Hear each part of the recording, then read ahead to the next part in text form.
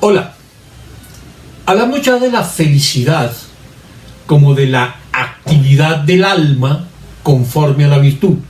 Es decir, como ese vivir y actuar apuntando siempre a la excelencia que es necesario para llevar una vida a la vez buena y bella.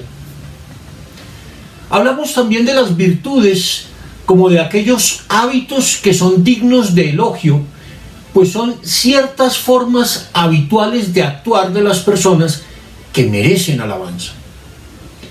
No dijimos aún, sin embargo, cuáles son tales virtudes. Hay, según Aristóteles, dos tipos de virtudes: morales e intelectuales. Entre las morales están la valentía, la templanza o moderación, la mansedumbre o paciencia, la liberalidad o generosidad, la amabilidad, la veracidad o sinceridad, e incluso la justicia, que es la más importante, pues integra a todas las demás. Las virtudes intelectuales son 5 específicas: arte, ciencia, sabiduría, prudencia e intuición. De estas nos ocuparemos en otra ocasión. Hoy nos ocuparemos solo de las virtudes morales. ¿Pero en qué se diferencian unas de otras? Las virtudes morales son excelencias del carácter que, aunque no se pueden enseñar, se aprenden a medida que se practican. Dice Aristóteles que son fruto de la costumbre. Nadie, por ejemplo, nos puede enseñar a ser valientes, pero aprendemos a ser valientes habituándonos a actuar de forma valiente. Es decir, enfrentando nuestros miedos y haciendo las cosas que conviene hacer a pesar del miedo que tengamos. Las virtudes intelectuales, en cambio, sí se pueden enseñar. Se puede enseñar un arte o se puede enseñar una ciencia, e incluso la sabiduría y la prudencia son enseñables. Las virtudes intelectuales, dice Aristóteles, surgen y se desarrollan por medio de un adecuado magisterio.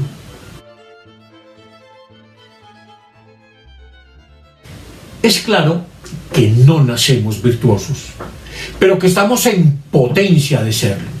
Tampoco la tendencia hacia la virtud es algo natural, pues si así fuera, estaríamos condenados a la virtud. Lo que es natural es necesario y no se puede transformar por la fuerza del hábito. Si lanzamos una piedra 2000 veces hacia arriba, el ejemplo es de Aristóteles, no por ello la piedra se acostumbra a ir hacia arriba, pues al ser algo pesado está implícita en su naturaleza la tendencia a caer. Pero si las virtudes no se dan en nosotros por naturaleza, tampoco son antinaturales. Las tenemos más bien como potencialidades que podemos desarrollar. Lo importante es que esas potencialidades las traduzcamos en actos. Tenemos la potencia de ser amables, pero si no solemos hacer actos de amabilidad, no seremos amables. Tenemos la potencia de ser pacientes, pero si no ejercitamos la paciencia mediante actos específicos de paciencia, pues nunca seremos pacientes. Son los actos que hagamos los que determinan los hábitos que nos formamos. De los actos semejantes, dice Aristóteles, nacen los hábitos. Es preciso, por tanto, realizar determinados actos, ya que los hábitos se conformarán a su diferente condición. La tarea del legislador y de todo buen educador debe ser entonces la de procurar que los ciudadanos contraigan buenos hábitos, que se formen como personas valientes enfrentando sus miedos, temperantes moderando sus placeres, generosas compartiendo sus bienes con los demás y sinceras diciendo la verdad.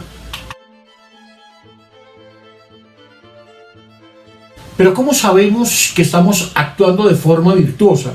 Y sobre todo que se están formando en nosotros esos hábitos dignos de elogio a los que llamamos virtudes. ¿Cómo podemos saber que nos estamos haciendo valientes, moderados, magnánimos, generosos o amables? No hay una manera directa de saberlo, pero si observamos con cuidado, sugiere Aristóteles, nos daremos cuenta de algo esencial: que todas las acciones humanas se malogran, es decir, no logran sus efectos cuando se van a los extremos. El ejemplo más claro de ello está en el propio cuerpo, que para su crecimiento y desarrollo requiere del ejercicio físico y de la comida. Pues bien, tanto el poco ejercicio como el exceso de ejercicio podrían dañar el cuerpo y afectar la salud.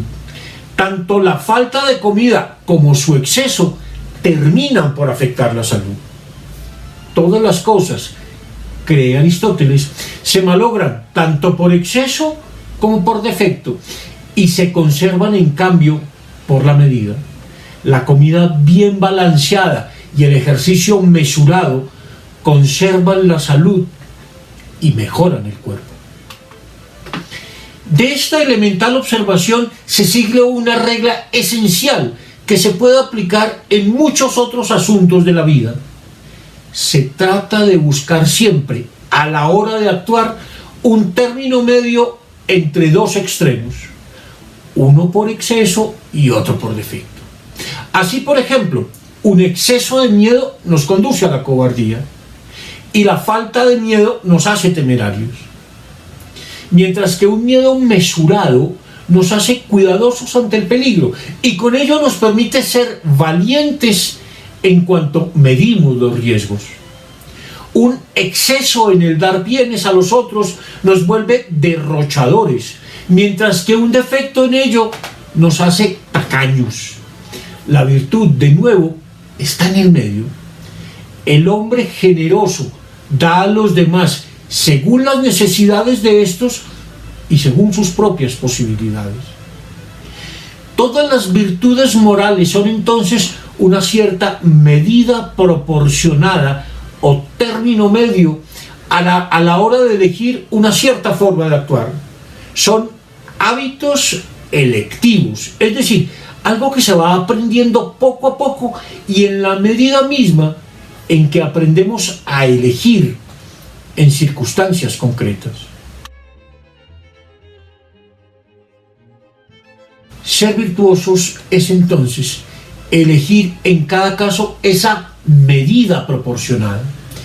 Esta mesura vale tanto para las acciones como para las pasiones. Estas últimas, las pasiones, son muy importantes para Aristóteles. Se trata de todas aquellas afecciones que vienen acompañadas de placer o dolor, como la cólera, el miedo, la alegría, la envidia, el odio, la añoranza y otras más. Se les llama pasiones porque son algo que nos pasa. No las provocamos a gusto, sino que más bien nos sobrevienen. Ello no quiere decir que sean involuntarias, pues también las pasiones podemos formarlas. Formamos en nosotros una forma de manejar y de enfrentar la ira, el dolor o el miedo. No se trata entonces de no sentir ira o de no airarse nunca, sino de hacerlo de forma mesurada. El hombre manso no es un insensible, sino que sabe manejar su ira en circunstancias concretas. Manifiesta su ira a quien corresponde, a quien hizo algo injusto, y no a todos los demás. Lo hace en una medida proporcionada, sin incurrir en explosiones incontroladas. Lo hace en el momento adecuado, no deja que su ira se convierta en rencor eterno. Lo hace por un motivo o una razón justificada, y no por asuntos de poca monta. Y sobre todo, manifiesta su ira de forma adecuada, sin incurrir en ofensas y agresiones innecesarias. Las virtudes no son pasiones. Estas, las pasiones, no tienen un sentido estrictamente moral. A nadie lo alabamos o censuramos porque sienta miedo, cólera, alegría, y ni siquiera si siente odio. Pero sí censuramos al que actúa con odio, hace uso de la cólera para justificar sus actos de intolerancia o amenaza para provocar miedo en los demás. Sin embargo, muchas virtudes tienen que ver con el manejo de pasiones. La valentía se refiere al manejo del miedo, o la mansedumbre se refiere al manejo de la ira.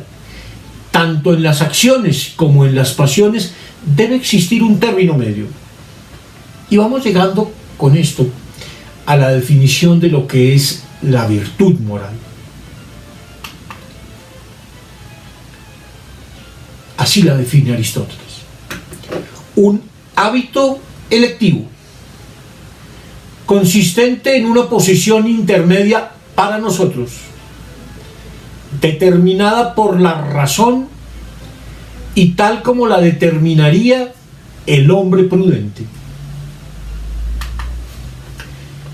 Te hemos dicho por qué las virtudes morales son hábitos electivos y por qué lo que se debe elegir es una posición intermedia para nosotros, es decir, una medida proporcionada acorde con nuestra condición, pues no se ha de esperar que seamos demasiado generosos si carecemos de bienes, ni demasiado magnánimos si no hemos sido objeto de grandes honores. Nos falta explicar los otros dos aspectos: el lugar de la razón en la elección moral y el rol que tiene en ello un modelo moral, el del hombre prudente. Al ser humano se le ha dado la razón, el logos, para que haga uso de él en todos los asuntos de la vida, y por supuesto debe hacerlo a la hora de hacer juicios morales. Pero aquí la razón opera en circunstancias concretas de persona, ¿quién?, objeto, ¿qué?, tiempo, ¿cuándo?, modo, ¿cómo?, lugar, ¿dónde?, motivo, ¿por qué?, propósito, ¿para qué?, e instrumento, ¿con qué medio? Corresponde a quien actúa en cuanto a ser racional examinar cuidadosamente cada una de esas circunstancias, pues la acción virtuosa depende plenamente de tales cosas. Así, por ejemplo, no podemos ser valientes si no nos guía un motivo noble, ni magníficos si carecemos de medios económicos, ni pacientes si no nos damos el tiempo para ello. No menos esencial que la razón es a la hora de hacer buenas elecciones morales el tener modelos adecuados. La medida de la virtud no es algo objetivo que se pueda reducir a un esquema, sino la acción concreta de los hombres virtuosos. Que seamos magnánimos depende sobre todo de que nos inspiremos en hombres realmente magnánimos, como el Mahatma Gandhi, y no en dictadores o en presidentes soberbios como Trump.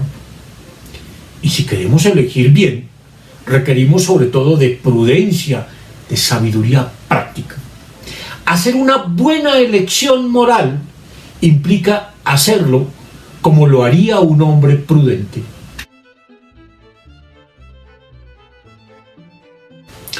Toda virtud es un hábito electivo, pues se forma a través de las elecciones que vamos haciendo a diario.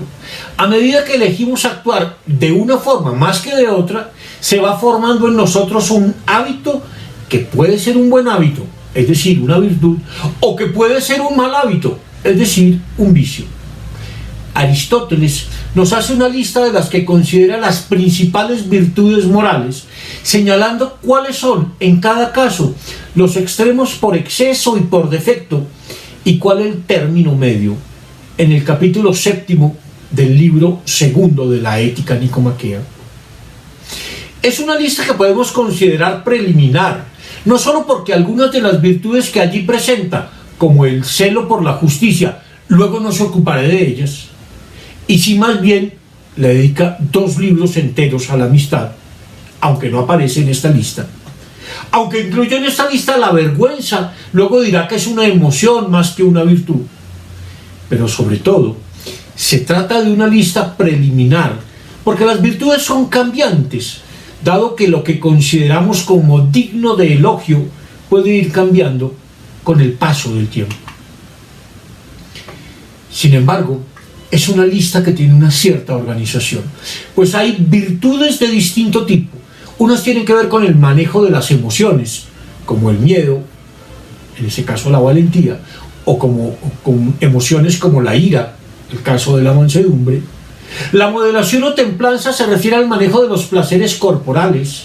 Otras se refieren al manejo de los bienes económicos, como la liberalidad y la magnificencia. Otras tienen que ver con el sentido del honor y la autoestima, como la magnanimidad. Hay además virtudes del trato social, amabilidad, veracidad y agudeza de ingenio. Cada una de estas virtudes implica un término medio, así como un extremo por exceso y otro por defecto. Así, por ejemplo, el extremo por defecto de la valentía es la cobardía y el extremo por exceso la temeridad. El extremo por defecto de la moderación es la insensibilidad y el extremo por exceso es el desenfreno. El extremo por defecto de la liberalidad es la avaricia y el extremo por exceso la prodigalidad. El extremo por defecto de la magnanimidad es la pusilanimidad y el defecto por exceso la vanidad.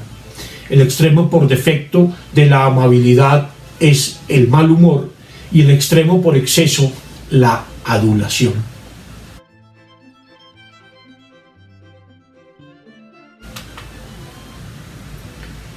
Hay todavía, sin embargo, una pregunta legítima. ¿Por qué ser virtuosos? ¿Para qué sirve? ¿En qué nos ayuda? Y sobre todo, ¿por qué y cómo puede ayudarnos a ser más felices? Aristóteles considera diversos aspectos de la virtud. Cuando decimos de alguien que es virtuoso, decimos al menos para empezar dos cosas: que la obra que produce es buena y que él se hace mejor a través de la obra que realiza. El ejecutante virtuoso del violín ejecuta bien la pieza musical que le corresponde, pero además modela mejor su alma a través de la música. Lo importante no es solo el resultado objetivo de la acción, es decir, la obra que produce, sino también su efecto subjetivo. Hace mejor al agente de la acción. Santo Tomás lo decía en una bella fórmula inspirada en Aristóteles: virtud es aquello que hace bueno al que obra y a la obra misma. Pero hay otro aspecto esencial de la virtud, de carácter intersubjetivo.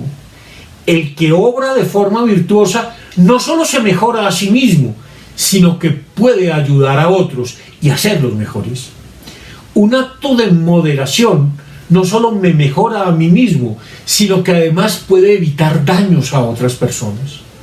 Lo mismo sucede con una acción valiente.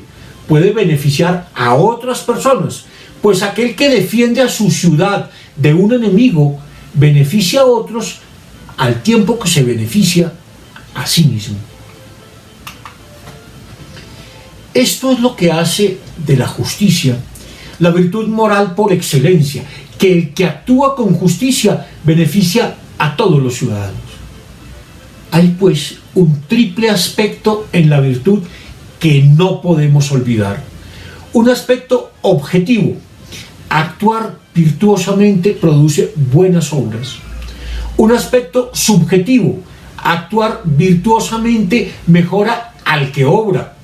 Y un aspecto intersubjetivo: las acciones virtuosas ayudan a otros y los hacen mejores. Veamos esto en el caso de una virtud específica, la valentía. Aunque parecería una virtud guerrera, es esencial en la formación ciudadana, pues todo ciudadano debe enfrentar sus miedos y puede hacerlo virtuosamente. Si se deja llevar por sus miedos, se convierte en cobarde. Y si pretende mostrar que nada le da miedo, se vuelve temerario. Y no solo terminará sucumbiendo ante el peligro, sino que también pondrá en riesgo a otros.